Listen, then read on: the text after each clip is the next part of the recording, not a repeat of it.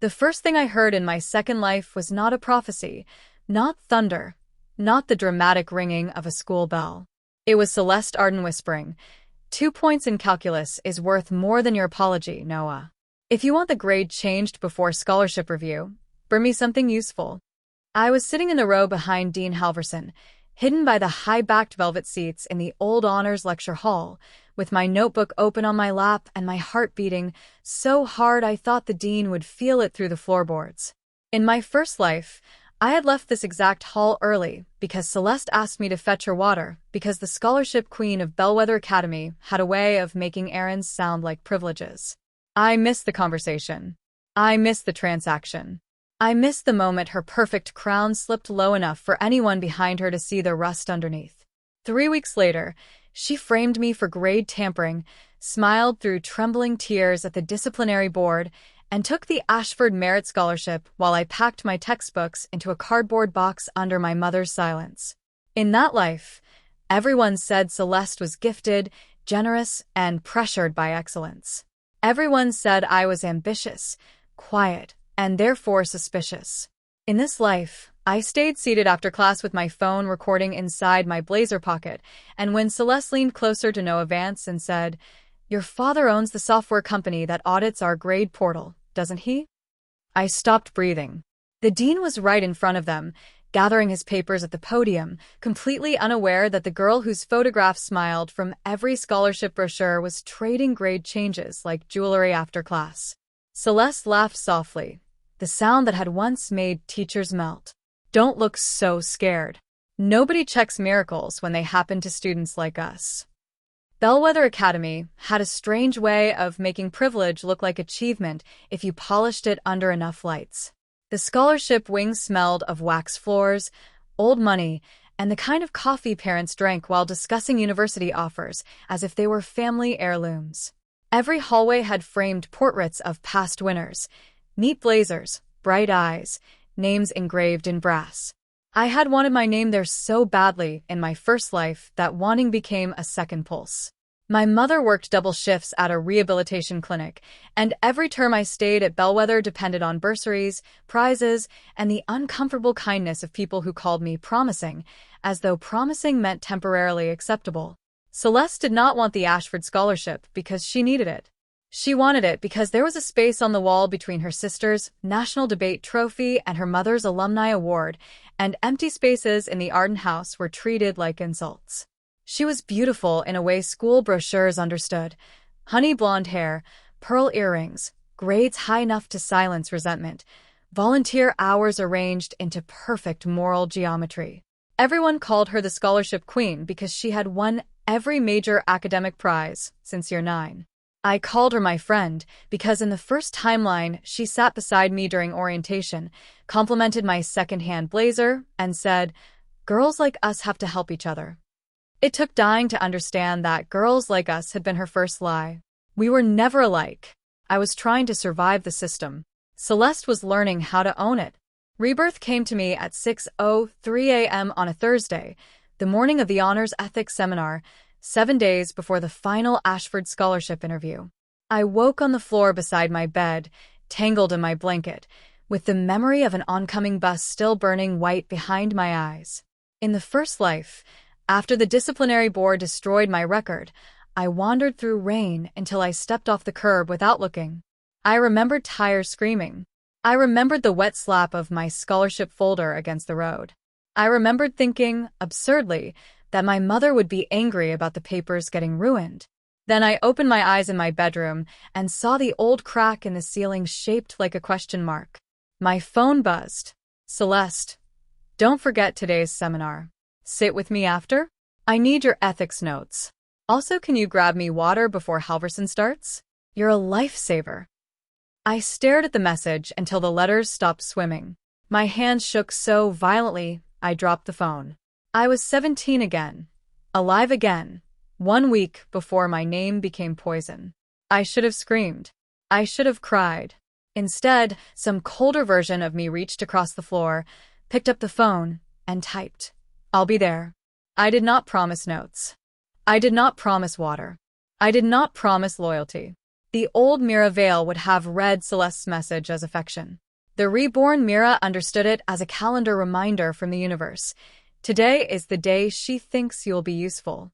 I spent the morning remembering the machinery of my ruin. The accusation in the first life had been elegant because Celeste never did anything messy when a neat lie would do. Someone had accessed the grade portal from my student account at 11:47 p.m. and submitted correction requests for 3 students, including myself. The requests were not outrageous. That was the genius of them. 2 points here, 3 points there, just enough to shift rankings before scholarship review. My own calculus grade rose from 93 to 96, pushing me above Celeste by a fraction. When the audit caught the changes, the evidence pointed straight at me. My login, my scholarship pressure, my private tutoring messages with Noah, my annotated grade rubric. Celeste, Angel of the West Corridor, cried in front of the board and said she had warned Mira not to obsess over rankings. Noah said I had asked him how grade appeals worked. A teaching assistant claimed I lingered near the records office. Dean Halverson looked disappointed, which was worse than angry. I denied everything with the desperation of a person trying to hold smoke, but I had no proof, only truth.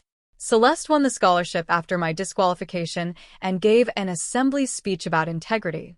I remembered her saying, "Excellence means nothing if we forget honor," while I sat at home with my email access suspended. That was the last complete sentence I remembered before rain, headlights, and return. So, I changed small things first. I changed my student portal password before brushing my teeth. I enabled every security alert the Academy offered, including the ones nobody used because they made logging in annoying. I photographed my desk, my laptop history, my handwritten notes, and the empty grade appeal forms in my binder. I emailed myself a timestamped statement so cautious it read like it had been written by a frightened lawyer. I have not requested grade changes. I have not shared login details. I will not access the grade portal outside standard student view. Then I went to school and did the hardest thing of all. I acted normal. Celeste greeted me by the lockers with both hands around a green smoothie and her smile already arranged for witnesses. Mira. You look pale. Scholarship nerves? She touched my sleeve as if we were close enough for concern. The first life flickered over the second. I remembered that same hand resting on mine after the accusation, her whispering, "Just tell the truth and it'll be okay," when she knew the truth had arrived without evidence and would be turned away at the door. I smiled back. Long night. Don't burn out before the finish line, she said, and the warning inside the kindness almost made me laugh. Then she tilted her head. You'll send me your ethics notes, right? Yours are always clearer than the textbook. I'm still revising them, I said. Her smile cooled by a degree. Of course. After the seminar, then. We'll see, I said, and walked away before she could hear my pulse. The honors ethics seminar was a bellwether tradition, which meant it was mostly theater wrapped in Latin phrases. Dean Halverson loved old rooms, old books, and old moral questions that allowed rich parents to feel their children were being shaped into leaders rather than merely sorted into universities.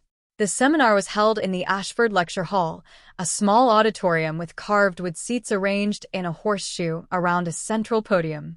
It had poor acoustics, which mattered only if you were sitting in the back, and strange acoustics, which mattered if you sat behind the podium because whispers carried along the curved wall like secrets looking for ears. In the first life, I sat beside Celeste near the front until she leaned toward me and said, "I'm dying of thirst. Can you run to the vending machine before Halverson locks the doors?" I went.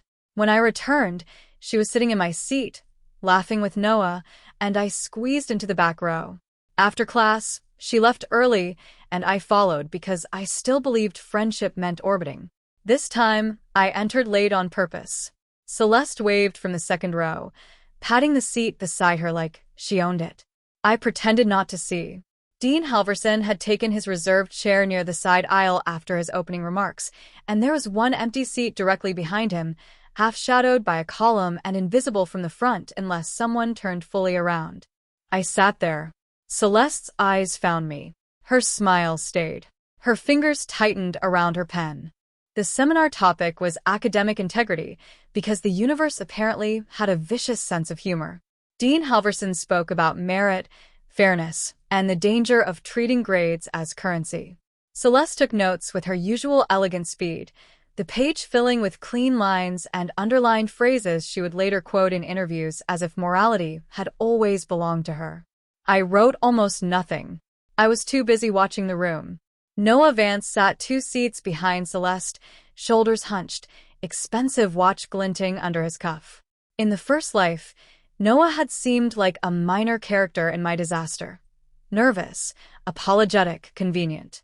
He told the board I had asked too many questions about grade appeals, but his voice shook so badly I almost pitied him. Now I saw him differently. He kept glancing at Celeste the way debtors glance at collectors. Beside him sat Jessa Park, captain of the debate team, whose chemistry grade mysteriously improved right before regional applications. Near the aisle was Thomas Reed, whose mother chaired the parents' gala, staring at his phone under the desk. Pieces shifted. Celeste had not framed me alone because she hated me. She framed me because she had a network to protect, a marketplace hidden under the scholarship culture, and I had been the perfect poor ambitious girl to blame when the ledger needed a body. Dean Halverson asked, "What happens when academic success becomes identity rather than evidence of learning?" Nobody answered. I looked at Celeste. She raised her hand and said, "Then students become vulnerable to unethical choices." Her voice was pure glass. The room nodded. My stomach turned. The seminar ended at 4:10, but bellwether students lingered after official endings because unofficial conversations often mattered more than lessons. Dean Halverson returned to the podium to gather his notes, while students clustered around him with questions designed to sound thoughtful in case recommendation letters were listening. Celeste did not move at first. She waited. That was something I had not noticed in the first life. Celeste was patient in the way spiders are patient. The room emptied by layers. Debate girls first, then the boys who only attended because attendance was recorded, then scholarship finalists hovering near the dean until he politely excused himself to take a call. I stayed behind him, bent over my notebook, pretending to search for something in my bag. My phone was already recording because I had started it when Dean Halverson said closing remarks. Not because I knew exactly what would happen. Because the first life had taught me that truth without a witness was just a diary entry. Celeste approached Noah near the side aisle. Her voice dropped. The hall curved it toward me. 2 points in calculus is worth more than your apology, Noah. If you want the grade changed before scholarship review, bring me something useful. He whispered, "I told you, my dad won't touch the audit software. He's already suspicious. Then give me access to the parent dashboard preview. That doesn't change grades." "No," she said softly, "but it shows who gets flagged before staff see it. I can work with timing." My fingers went numb around my pen. This was not cheating scribbled under a sleeve. This was infrastructure.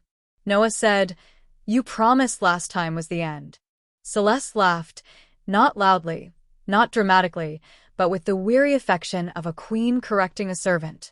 "Last time got Jessa into the national shortlist and kept Thomas eligible for football. You enjoyed my miracles when they helped your mock ranking. That was different. Everything is different when you benefit." She stepped closer. I could not see her face fully, only the line of her cheek beyond Dean Halverson's shoulder and the pearl earrings swinging once, twice. "Listen carefully. I can push your calculus appeal if I have an account to bury it under. Mira is perfect." Hearing my name in her mouth turned the air solid. Noah inhaled sharply. "Mira vale." "She's already obsessive. Everyone knows she needs the scholarship." "She tutors you." "She asks questions." Halverson likes her, but he likes tragic integrity stories even more. If anything goes wrong, the board will believe she reached too far. Noah whispered something I could not catch. Celeste's reply came clear. "Do you want 89 or 91? Because one keeps your father calm, and the other puts you below the engineering cutoff." Silence. Then Noah, very small, "What do you need?" Celeste said, "Your father's temporary access code from the testing dashboard. And tonight, send me one message asking Mira about grade appeals. Make it natural." I'll need it if we need shape. Shape. Not proof. Shape. She was not collecting evidence. She was sculpting suspicion. Dean Halverson, still at the podium, slid his papers into a leather folder, completely unaware that the scholarship queen behind him was building a noose with my name already embroidered into it. I left the hall before my rage became visible. That was my first victory, because the old Myra's face had always betrayed her. I walked to the girls' bathroom on the second floor, locked myself in the last stall, and listened to the recording with one hand pressed against my mouth. Celeste's voice was there. Noah's too, faint but clear enough. My name, the access code, the plan. I replayed it once, twice, then forced myself to stop before panic convinced me to run straight to Dean Halverson and shove the phone into his hands. In the first life, I had learned the hard way that powerful institutions do not reward truth for arriving breathless. They reward neatness. Procedure. Professionals. Adults called it fairness, but really it was presentation. If I gave them the recording immediately, Celeste might claim it was edited, baited, taken out of context. Noah might deny it. The grade change might still happen tonight. My account might still be used. The trap was not disarmed simply because I had seen it. I needed to make the trap close on empty air. So I sent the recording to two places, my private email and a cloud folder with my mother's address as backup. Then I wrote down every line I remembered, with timestamps. Then I did something I had never done in either life. I walked to the administration office and asked to speak to Ms. Rourke, the school's compliance officer, not Dean Halverson. The receptionist blinked because students usually feared Ms. Rourke the way sailors feared storms. I said, "It concerns possible unauthorized grade portal access planned for tonight." The receptionist stopped blinking. Ms. Rourke's office had no student awards on the wall, which immediately made me trust her more than anyone in the scholarship wing. It had filing cabinets, 2 plants losing the will to live, and a framed policy statement about procedural fairness.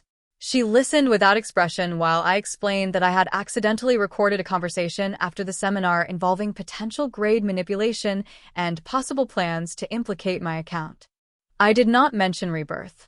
I did not mention dying. I did not mention that I could still feel rain in my lungs when Celeste smiled. I gave her the boring version, because boring versions survive cross-examination. She asked for the recording. I played only the relevant portion and watched her face change by 0.5 millimeter, which on Ms. Rourke looked like an earthquake. "Do not share this with other students," she said. "Do not confront anyone. Change your password immediately." Already done. She looked up. Enable 2-factor authentication. Already done. Do not respond to messages about grade appeals. I won't. For the first time, something like approval touched her voice. Good. She asked permission to preserve a copy of the recording and the original metadata. I agreed. Then she said, "We may need to monitor activity before acting." My throat tightened. That means letting them try? "It means documenting whether an attempt occurs," she said carefully. "Your account will be protected." Protected. In the first life, nobody used that word until after my name was already Ash. I nodded, but as I walked out, my knees felt hollow. Knowing the knife was coming did not make it less sharp. It only gave me time to decide where not to stand. By 7:30 that evening, Noah messaged exactly as Celeste predicted. "Hey Mira, sorry random, but do you know how grade appeals work? Like if a mark was added wrong. You're good at admin stuff lol." In the first life, I had answered helpfully because helpfulness was my native language and suspicion was one I learned too late. This time, my reply was a locked door with curtains open. "I'm not comfortable discussing grade appeals outside official channels. Ask Ms. Rourke or your teacher." He saw it immediately and did not reply. At 8:04, my phone buzzed with a security alert. Failed login attempt from an unrecognized device. At 8:06, another. At 8:09, password reset request. At 8:14, my mother called from work because she had received the backup alert and thought someone was stealing tuition money. I told her enough to make her quiet. That was worse than anger. My mother's silence had weight. "Mira," she said finally, "do you need me to come home?" In the first life, I hid my fear until it became catastrophe. This time, I said yes. She arrived at 8:42 in scrubs, smelling faintly of antiseptic and rain, hair coming loose from its clip. We sat at the kitchen table together while the alerts continued. Each buzz felt like a hand on my doorknob. At 9:03, Ms. Rourke emailed, "We are monitoring. Do not interact." At 9:17, the attempt stopped. At 9:26, a new alert came from the grade portal audit system, forwarded by Ms. Rourke.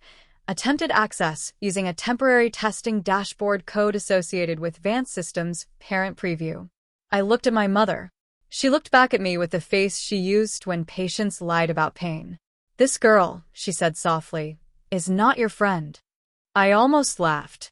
Time travel, death, recordings, compliance officers, and still the truth reduced itself to my mother's sentence. Friday morning, Celeste wore white.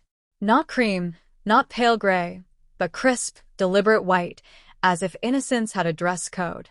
She moved through the hallway accepting compliments about her seminar comment from teachers who had no idea she was under invisible glass. I watched from my locker as Noah walked past her without stopping. His face looked gray. Celeste's smile did not change, but her eyes followed him with the calculation of someone watching a weak bridge. She approached me at my locker exactly 1 minute before homeroom, when the hall was crowded enough for performance, but rushed enough to prevent depth.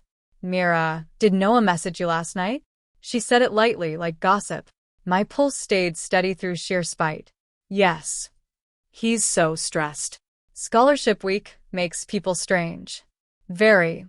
She leaned one shoulder against the locker beside mine. "You didn't give him advice, did you? Grade appeals are sensitive. I'd hate for you to get dragged into someone else's mess." There it was, concern sharpened into threat. I closed my locker. I directed him to official channels. Something flickered in her eyes. Not fear yet. Adjustment. Smart. She smiled again. "You've been different lately. People change." "Not that fast." She stepped close enough that only I could hear her next sentence. "Careful, Mira. Reinvention looks suspicious when it happens right before selection." The bell rang, saving neither of us. She walked away, white blazer bright under fluorescent light. I stood there with my books pressed to my chest and realized Celeste had no idea the board had already begun turning toward her. She still thought she was hunting. Predators always look strange the moment the cage door closes behind them, and they call it architecture. The next 3 days were a theater of almosts. Almost accusation. Almost exposure. Almost collapse. Ms. Rourke and IT monitored the portal while Dean Halverson pretended nothing was wrong so the scholarship process could continue without alerting the network. I learned this through brief, formal emails that somehow made my life sound like a corporate investigation instead of a teenage nightmare. Please attend all classes as usual. Please preserve all messages. Please do not discuss with peers. As usual.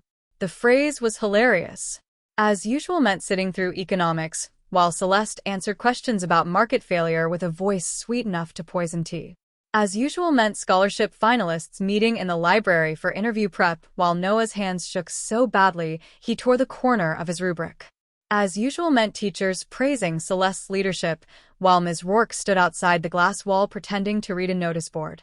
On Monday, Celeste tried a new tactic. She arrived at my lunch table carrying 2 coffees. The table went quiet because the social temperature dropped whenever she entered now, even if nobody knew why. "Peace?" she asked, placing 1 coffee near me. It was my old favorite.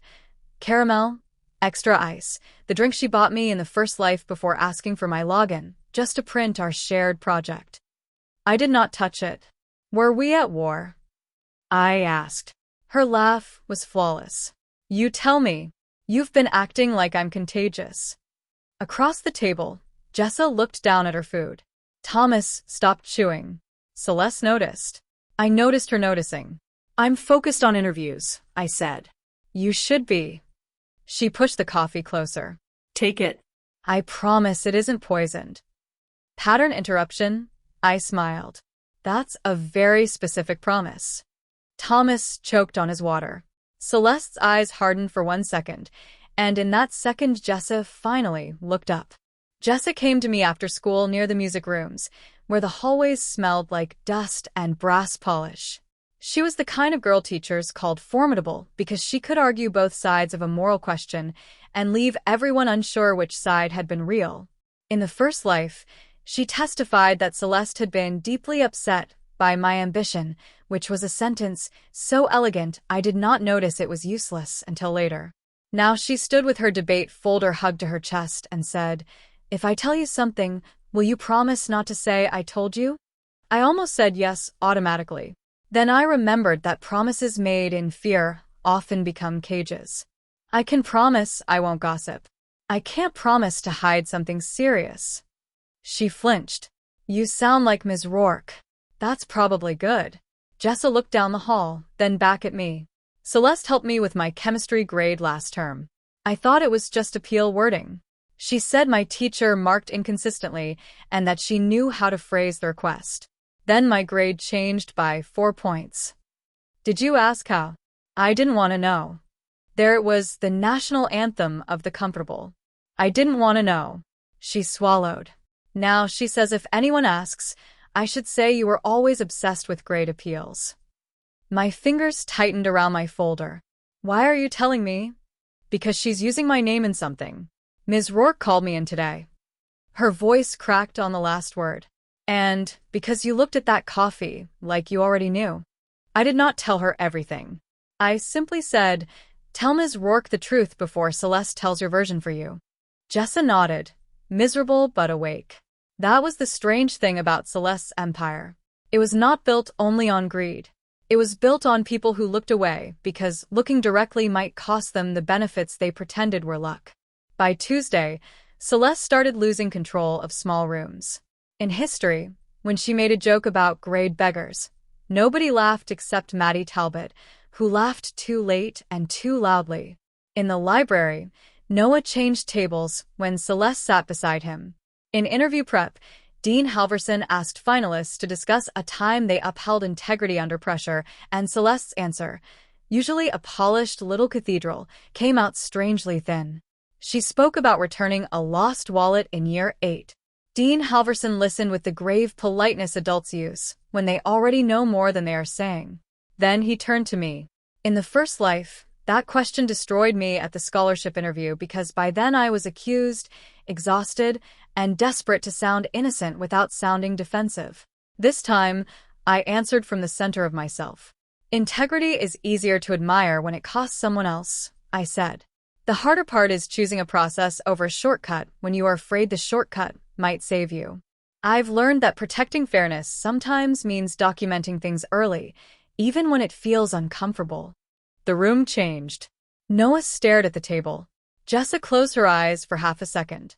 Celeste looked at me with such pure hatred that I almost saw the girl beneath the queen, cornered, clever, furious that the poor scholarship finalist she had selected as a scapegoat had learned to speak in boardroom language. Dean Halverson wrote something down. "Thank you, Mira," he said. Not warmly. Not coldly. Carefully.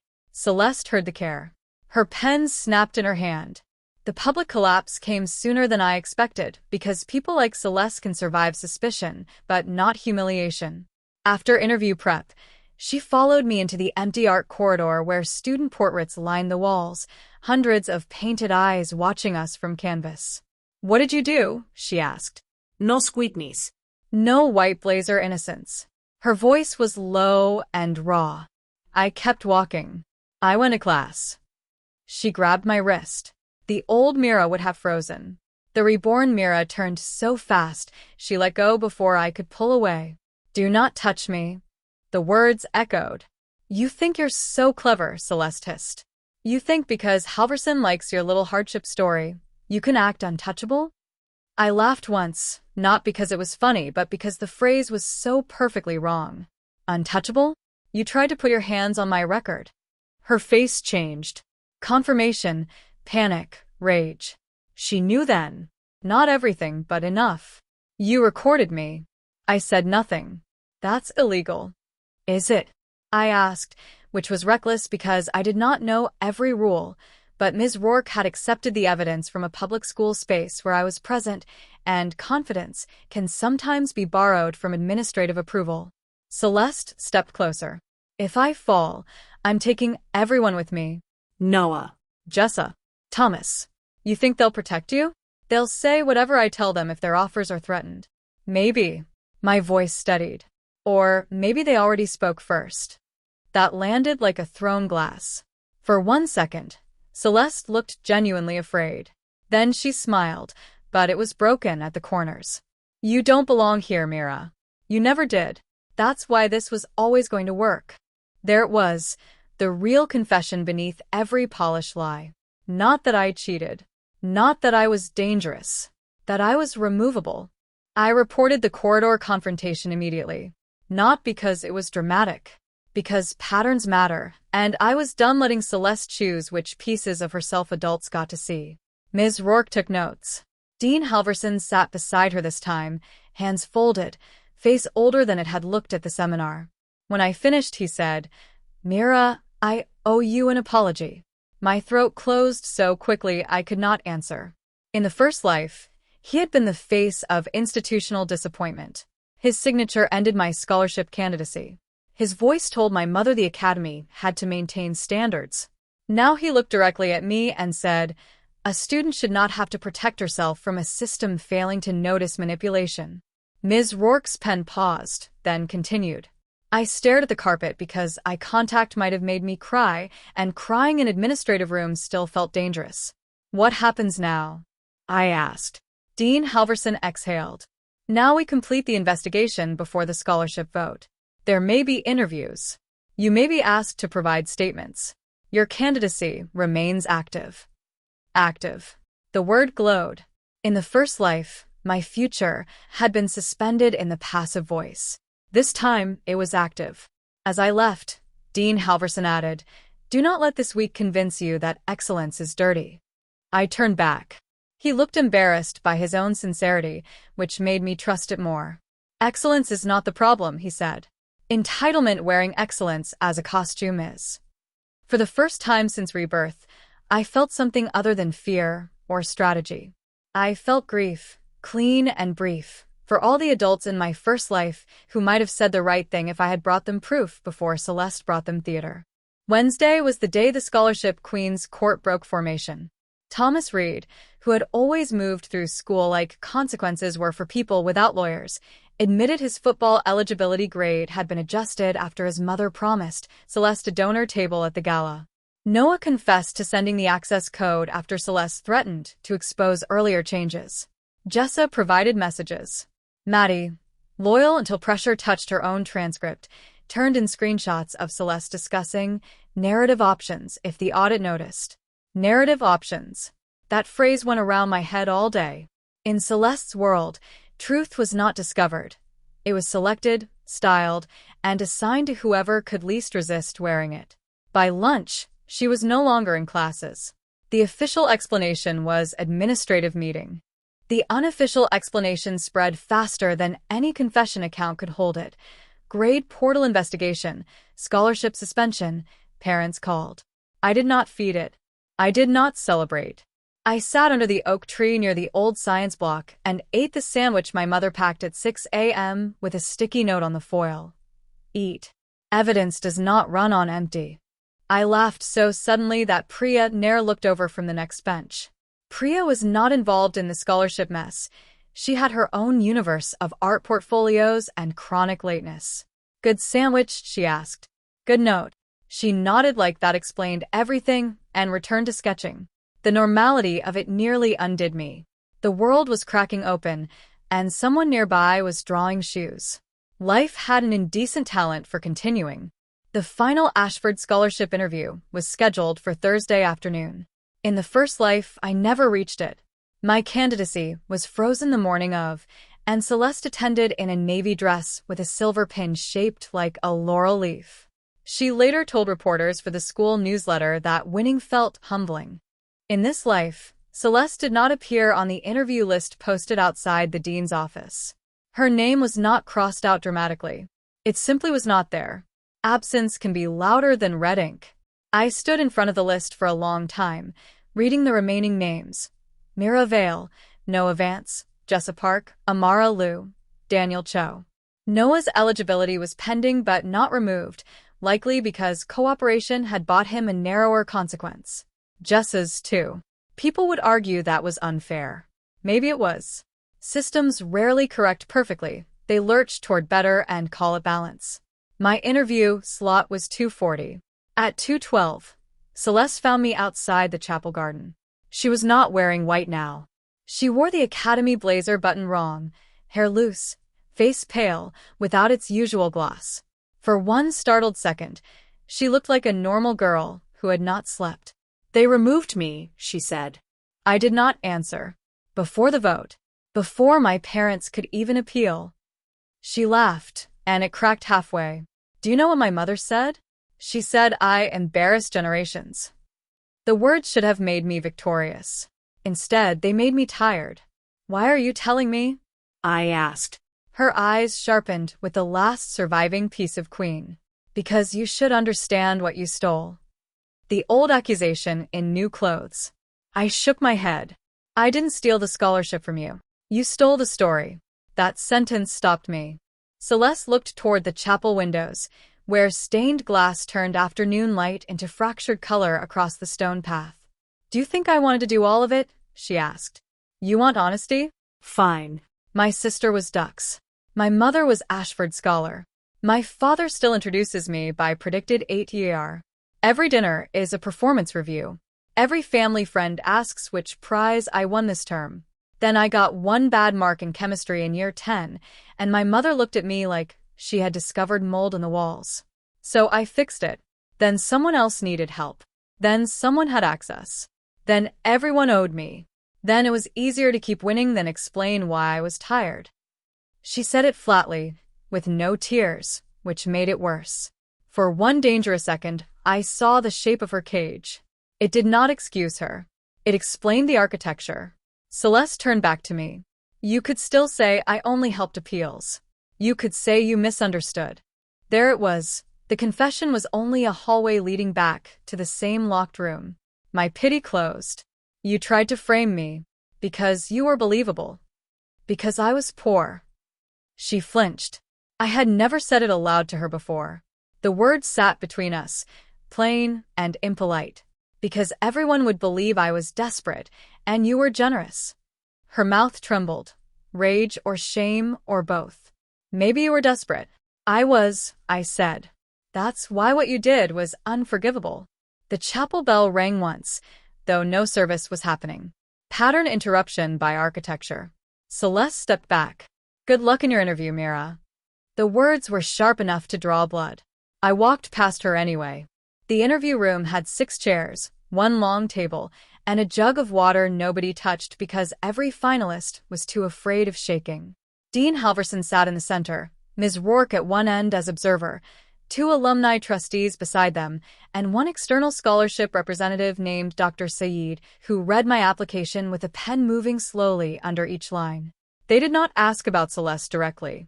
That was almost worse. They asked about leadership, pressure, academic fairness, service, ambition. In the first life, I had prepared answers polished enough to sound borrowed from a university brochure.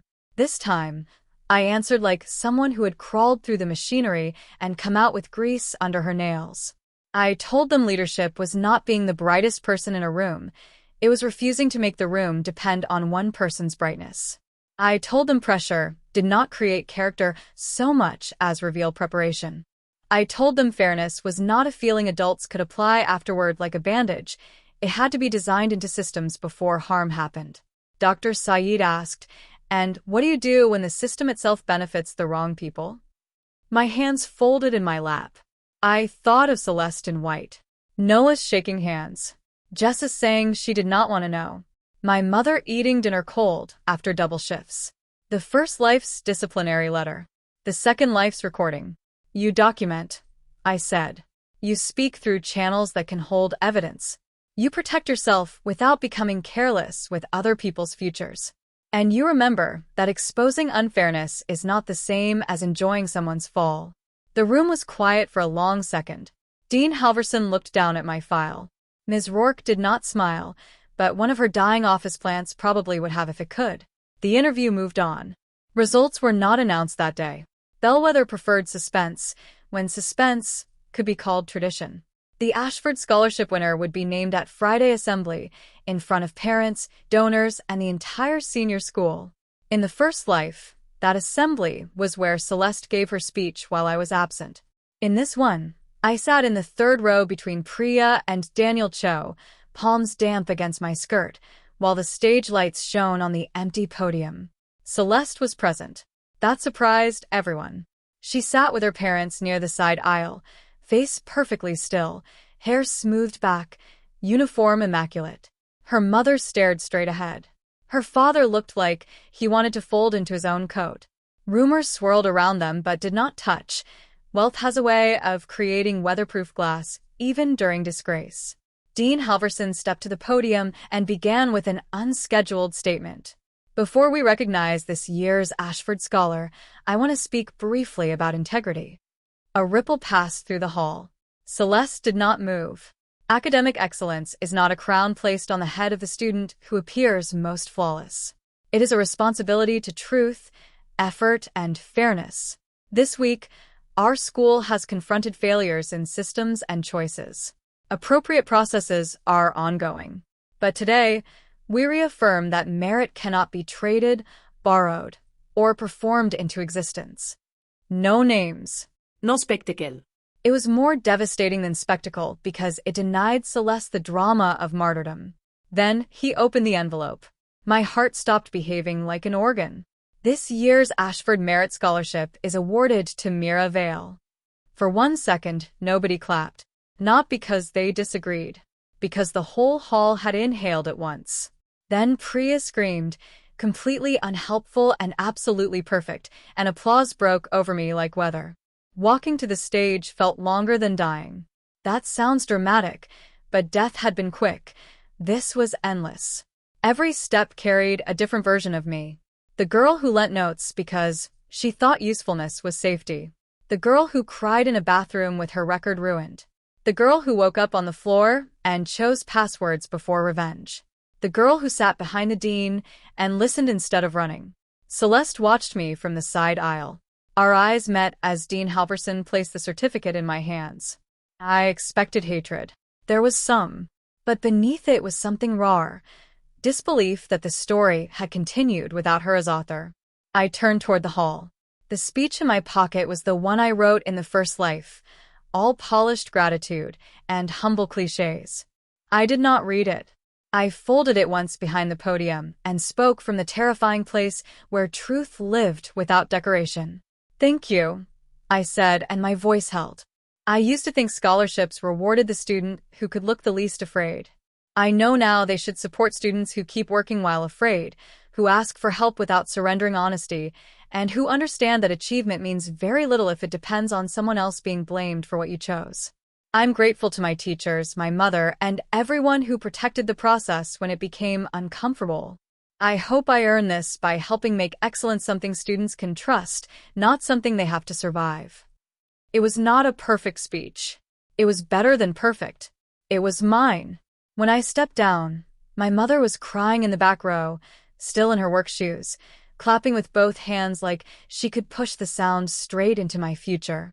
Celeste's official consequence arrived later, filtered through policy and rumor: removal from scholarship eligibility, reversal of unauthorized grade changes, disciplinary probation, mandatory academic integrity remediation, and withdrawal from several award nominations pending final review. She was not expelled. Some students thought she should have been. Others whispered that the academy protected her because of her family. Both might have been partly true. Justice inside old institutions rarely arrives clean. It arrives negotiated, stamped, and slightly disappointing. But her crown was gone. Not her life, not her intelligence, not her possibility of becoming someone better if she ever chose the harder road. Just the things she had built from other people's silence. Noah lost his adjusted grade and wrote formal apologies to 3 teachers. Jessa withdrew from the national debate shortlist before the committee could remove her and started tutoring younger students in evidence ethics, which felt either ironic or hopeful depending on the day. Thomas's football eligibility vanished, and his mother stopped chairing the gala, which caused more panic among parents than the grades scandal itself. As for me, the scholarship money appeared in my account 2 weeks later with the dull administrative subject line, Ashford Merit Award Disbursement. I stared at the number in the kitchen while my mother read it over my shoulder. Neither of us spoke. Then she sat down hard, covered her face, and laughed until she cried. We ordered takeaway that night from the place we usually deemed too expensive, and for once, the future did not taste like debt. The strangest part of surviving a stolen ending is learning what to do after the credits refuse to roll. I still had classes, exams, university applications. People still stared, though now their stares carried admiration, guilt, curiosity, and the irritating hunger for details. A younger student asked if I had taken down Celeste Arden, as if I were a vigilante in a blazer. I told her no. I took notes. She looked disappointed. Good. Revenge fantasies are clean because they cut out the paperwork. Real protection is mostly timestamps, boring emails, locked passwords, and resisting the urge to perform pain for people who only believe what arrives dramatically enough. Celeste and I passed each other twice before graduation. The first time she looked through me. The second time she stopped. We were outside the old honors hall, late afternoon light turning the wooden doors gold. I'm transferring next term, she said. I nodded. Okay. She seemed annoyed that I did not ask where. Then she said, I did deserve some of what I won. It was the saddest thing she could have chosen to defend. Probably, I said. But you mixed it with what you stole. That's the problem with contamination. Her mouth tightened. For a second, the old Celeste rose in her, ready with a blade wrapped in silk. Then it faded. My mother says you ruined our family's name. No, I said. I just stopped carrying it.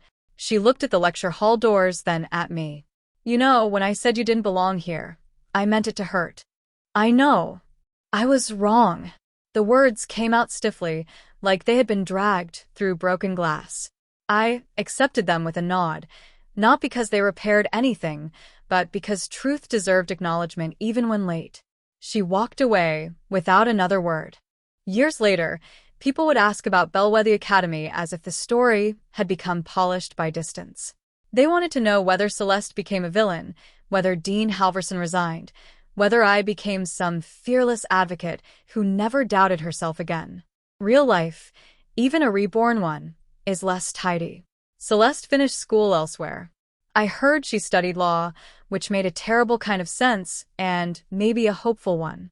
Dean Halverson stayed long enough to overhaul the grade appeal system, remove student access loopholes, and hire external audit staff who did not attend parent galas. Ms. Rourke became deputy principal, and the plants in her office finally died, possibly from exposure to too much justice. I went to university on the Ashford money and kept a folder on my laptop titled Receipts, not because I expected betrayal everywhere, but because I respected evidence the way other people respect umbrellas in storm season. I learned to help people without handing them my passwords, my notes, my name, or my spine. I learned that kindness with boundaries is not smaller than kindness without them. It is kindness that can survive being used. Sometimes, when I lecture younger scholarship students about academic integrity, I tell them a gentler version of the story. I say, merit is not what people clap for. Merit is what remains when shortcuts are removed. I do not tell them about the bus, the rain, the first life's empty scholarship wall.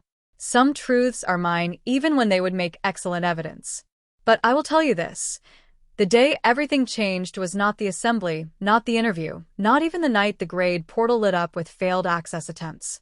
It was the moment after class when I stayed seated behind Dean Halverson instead of running Celeste's errand. One small refusal. One decision not to move when someone expected me to orbit. Because that is how girls like Celeste win at first. Not by overpowering everyone, but by teaching the useful people to step aside at the exact second truth enters the room. In my first life, I stepped aside and returned to find my future already negotiated. In my second, I sat still. I listened. I recorded. I protected the truth before the lie could dress itself properly. Celeste traded grades after class that day because she believed the dean's back meant authority was blind, and my silence meant I was absent. She was wrong about both. The dean did not hear her, but I did. And by the time the scholarship queen realized I was no longer the girl sent for water, her crown was already evidence, her miracles had audit trails, and my name was no longer available for sacrifice. I did not steal her story. I took mine back. And when my name finally went up on the scholarship wall, engraved cleanly in brass, I stood in front of it for a long time, not smiling, not crying, just reading the proof that this time I had stayed.